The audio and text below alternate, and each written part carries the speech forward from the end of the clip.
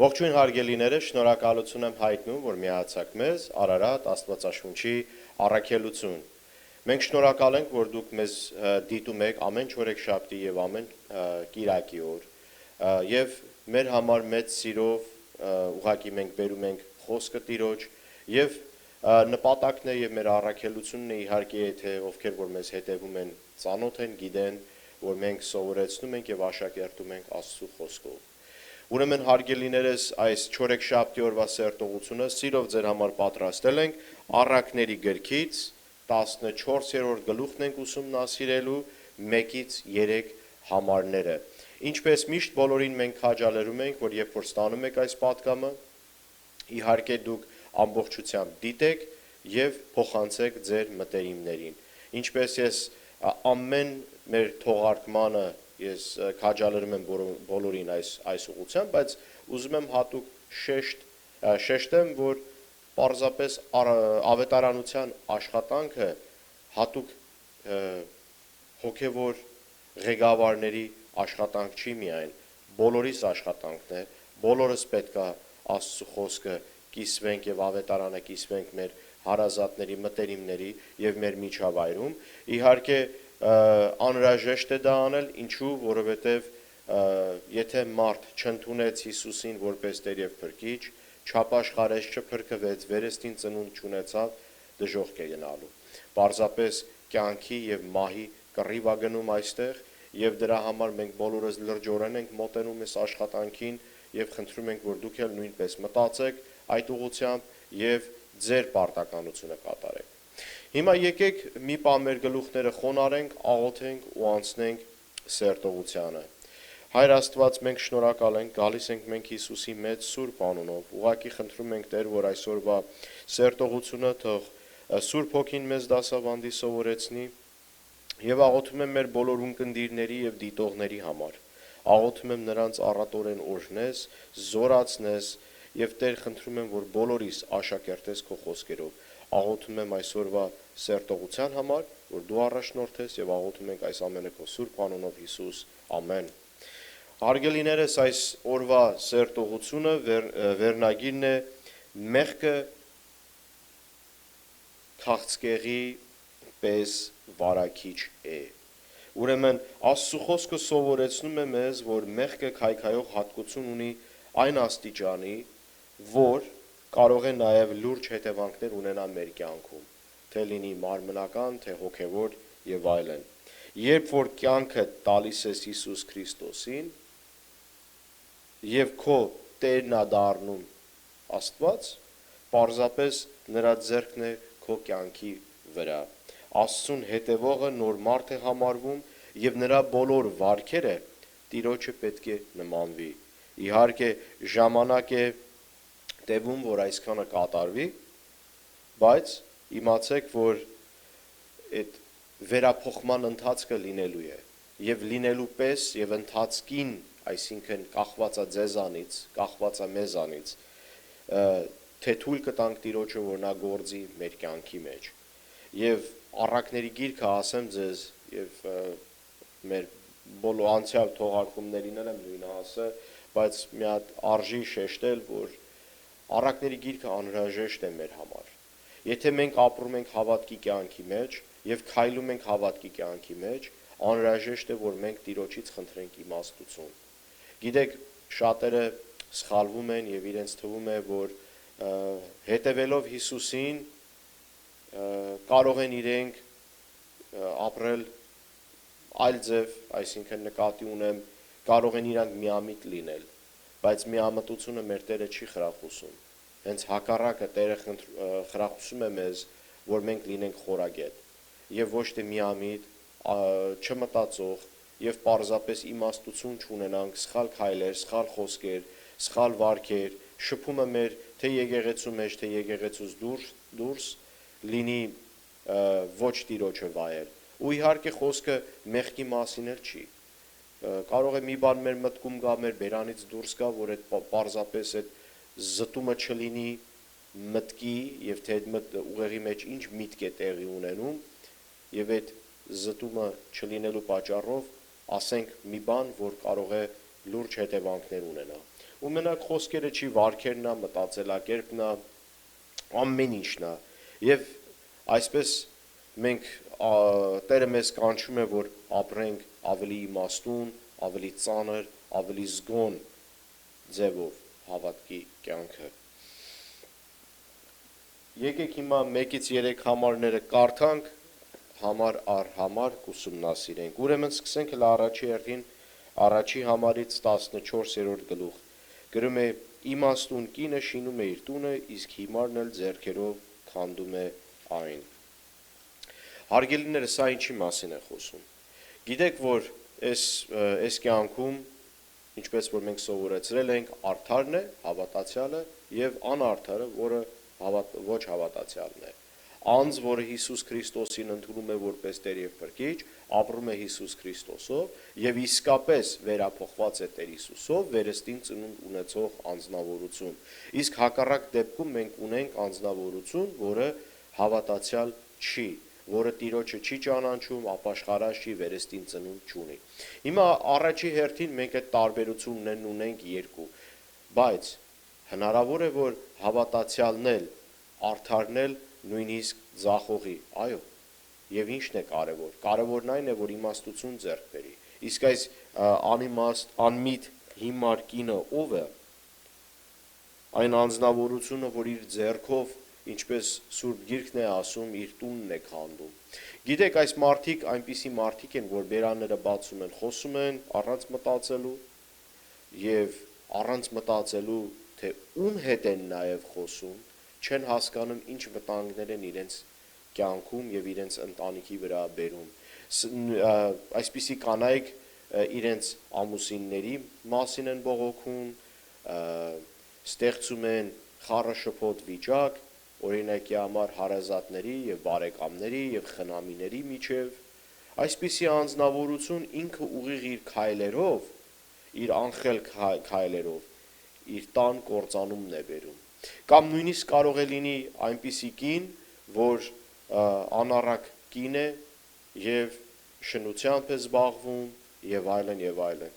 Այսինքն այսպիսի անձնավորություն իր ընտանիքի ամրության մասին չի մտածում։ Կարող է նաեւ լինել կին, ով չափից դուրս գումար է ծախսում եւ չի մտածում, թե արժի եւ թե չարժի եւ ավելի խելացի ձևով վարվի իր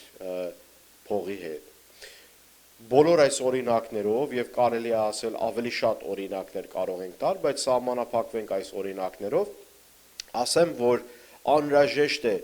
լինել առաքինի, խորագետ, աստվածավախ եւ Տիրոջը եւ ամուսինին եւ ընտանիքին նվիրված կին, որպիսի այդ կնոջ տունը ամուր լինի։ Եվ իհարկե Աստծո խոսքը մեզ սովորեցնում է, որ տարբեր օրինակներում կամ տղամարդու դեպքում կամ կնոջ դեպքում, այս դեպքում առաջի համարը կնոջ մասին է խոսում, բայց մեր համար անհրաժեշտ է, որ յուրաքանչյուրս մեր առօրյա շփումների մեջ մտածենք, թե մեր արածները եւ մեր խոսքերը, վարքերը եւ խոսքերը ինչպիսի արդյունք, օգուտ կամ վնաս են բերում։ Եվ իհարկե Տերը մեզ բացատրում է, որ նույնիսկ կարող ես լինել հավատացյալ զավակ, նույնիսկ կարող ես լինել առաքինի զավակ, բայց եթե չմտածես, չհասկանաս որտեղ ինչ ես խոսում եւ ինչ ես անում, տունդ կարող ես քանդել։ Անցնենք մյուս կետին, երկրորդ համարին գրած է. ուղղամտությամբ քայլողը վախենում է Տիրոջից, բայց նա ով ծուռ ճանապարհների մեջ է, անարգում է նրան։ Այս համարը շատ խիտ է, շատ խոսելու բան կա այս համարի վերաբերյալ։ Սկսենք առաջի հերթին ասել, որ միտքը այստեղ շարունակում է ասելով, որ նա ով Աստծունն է, ապրում է Աստծով, իսկ նա ով Աստծունը չի, քայլում է իր մեղավոր կրքերով եւ առաջնորդվում է դրանով։ Եվ իհարկե, քանի որ անհավատը մեղքի մեջ թաթախված է, նրա ուղեղը պղտորված է։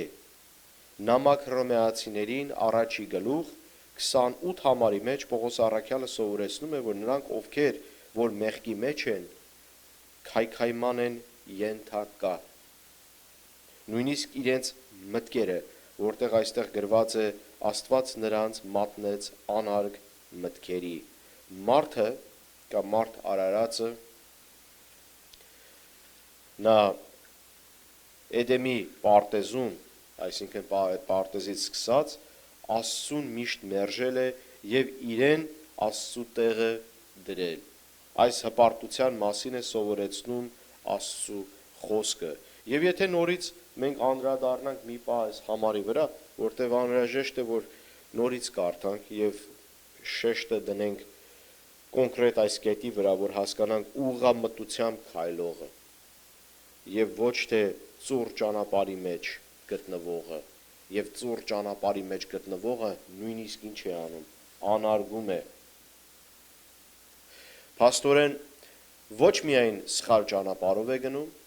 ոչ միայն սխալ մտքերի եւ սխալ կյանքի մեջ է նա,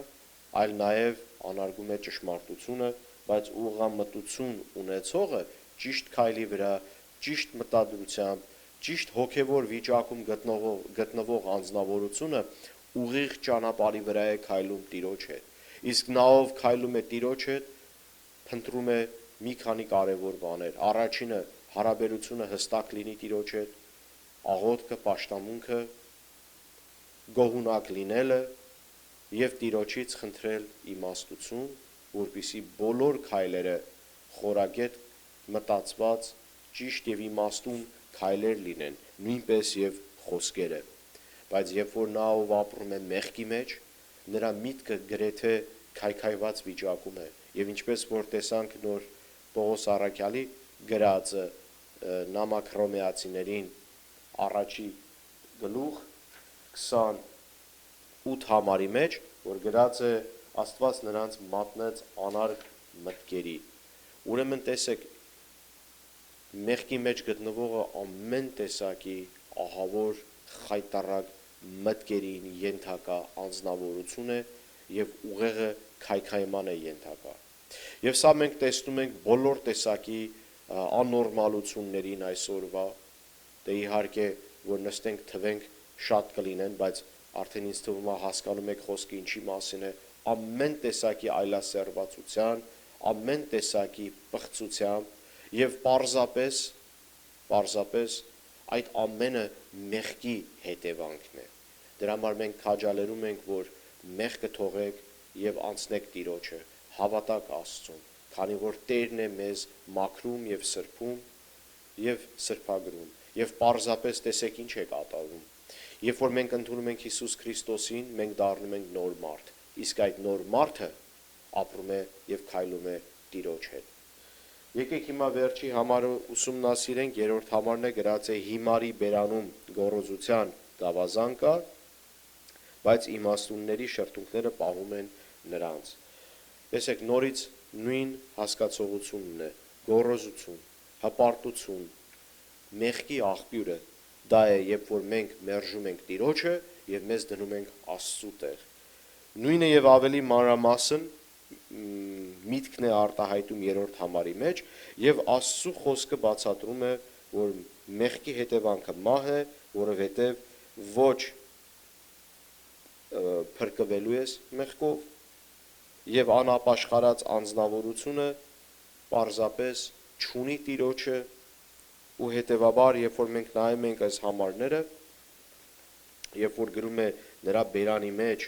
գոռոզության գավազան կա, ուրեմն այդ գավազանը վնաս է հասցնում, այդ գավազանը հարվածի համար է եւ իր գոռոզությունը ոչ միայն իրեն է վնաս, այլ ուրիշներին է վնաս։ Եվ մենք կարող ենք այսպիսի մարդկանց տեսնել եւ հասկանալ, կան մարդիկ, որ իրենց մեղքը չեն ընդունում, երբեք իրանք մեղավոր չեն, ուրիշներն են մեղավոր։ Եվ իրենց անփույթ անմիտ քայլերով կարելի է ասել, թե իրենց ընտանիքին, թե միջավայրին եւ նույնիսկ երկրին վնաս է հասցնում։ Ու եթե խորը մտածենք, մենք կարող ենք նույնիսկ տեսնել երկրի ղեկավարներ ու կառավարիչներ, որոնք այսպես ասած իրենց անմիտ քայլերով բերում են անկումը երկրի։ Ու պարզ ասած բոլոր տեղերում է այսպես։ Հարգելիներս, տեսեք, ինչ որ հիմա այս աշխարհում կատարվում է, կատարում է, որտեղ գրված եւ մարգարեությունների մեջ է դա հաստատված։ Ուրեմն չպետք է մենք զարմանանք, որ տեսնում ենք այստեղ կամ այնտեղ խառը շփոթ վիճակ, քաղաքացիական պատերազմներ, երկիր երկրի դեմ պայքարների մեջ եւ այլն եւ այլն։ Ուրեմն մենք որպես հավատացյալներ մեր հույսը եւ մեր փրկությունը մենք դնում ենք Հիսուս Քրիստոսի վրա։ Իսկ այստեղ երբ որ ասում է իմաստունների շրթունքները պահում են նրանց, իմացեք, որ բերանը Աստված տվել է եւ շատ հետաքրքիր ձևով է կառուցված։ Եթե մտածենք, բերանը փաստորեն վանդակի նման դեր է կատարում։ Լեզուն ատամներից դեպի ներս, իսկ շրթունքներն էլ ատամներն է փակում։ Ուրեմն տեսեք ինչ աստիճանի Աստված միջոցներ է դրել, որ լեզուն փակ պահենք, որովհետև ինչպես մեր ժողովրդական խոսքի մեջ է լեզուն ոսկոր չունի, պարզապես իմացեք, որ ամեն ինչ հնարավոր է ֆռալ լեզվից դուրս գալ, չար սրտից բխում է դուրս։ Եվ երբ որ տեսնում ենք, որ իմաստունը Տիրոջ հետ է քայլում, Աստծո հետ է քայլում եւ փնտրում է Տիրոջից իմաստություն, նա ասում են նրա, բայց իմաստունների այն մարդը, որ իմաստուն է,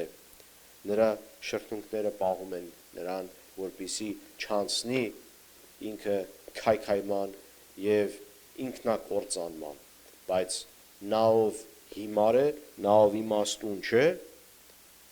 իր բերանում գոռոզության գավազան կա եւ այդ գավազանը, ինչպես ասացինք, համ իրանը վնաս, համ էլ ուրիշների։ Հարգելիներս, շնորհակալ եմ, որ մեզ հետ եք եւ մեր հետ ուսումնասիրեցիք Տիրոջ խոսքը, աղոթում եմ, որ Տերը ձեզ առատորեն օրհնի եւ շարունակեք Աստծո խոսքի մեջ լինել։ Ամեն։